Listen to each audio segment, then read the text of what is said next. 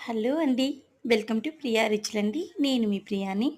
ఈరోజు మీకోసం పనస గింజలతో మంచి కర్రీ ప్రిపేర్ చేసి చూపించబోతున్నాను.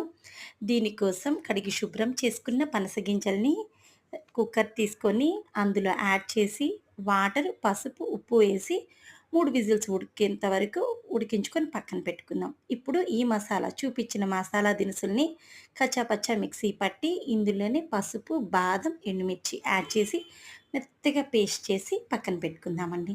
నెక్స్ట్ స్టవ్ ఆన్ చేసేసి 1 టేబుల్ స్పూన్ ఆవాలు, 2 ఆనియన్స్ సన్నగా కట్ చేసి, 2 గ్రీన్ చిల్లీని ఈ విధంగా కట్ చేసి లైట్‌గా వేగిన తరువాత 2 రెమ్మల కరివేపాకును కూడా యాడ్ చేసేసుకుందామండి. నెక్స్ట్ 2 టొమాటోస్ పెద్ద సైజు తీసుకొని ఈ విధంగా మనం యాడ్ చేసుకొని కలుపుకుందామండి. గుర్తుంచుకోండి, ఆయిల్ సెపరేట్ అయ్యేంత వరకు మూతతో క్లోజ్ చేసి మధ్య మధ్యలో కలుపుతూ మనం వేయించుకోవాలి. నెక్స్ట్ ఇవి బాగా వేగిన తర్వాత ముందుగా ప్రిపేర్ చేసి పెట్టుకున్నటువంటి ఈ మసాలా పేస్ట్ మొత్తాన్ని కూడా యాడ్ చేసి పచ్చి వాసన పోయి ఆయిల్ సెపరేట్ అయ్యేంత వరకు మనం వేయించుకుందామండి. నెక్స్ట్ రుచికి సరిపడినటువంటి ఉప్పును కూడా యాడ్ చేశానండి. కారం ఆల్రెడీ ఎండుమిర్చి, గ్రీన్ చిల్లీ వేశాను కదా, నాకు సరిపోయాయి. ఇప్పుడు ఈ ఉడికినాయి కదండీ!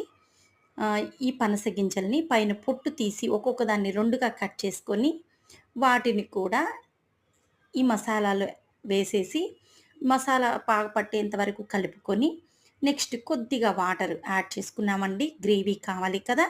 సో, ఇలా ఒక్కసారి కలుపుకొని ఉప్పు, కారం చెక్ చేసుకొని మూతతో క్లోజ్ చేసుకొని హీట్ అనేది సిమ్‌లోనే ఉంచుకొని కుక్ చేసుకోవాలండి.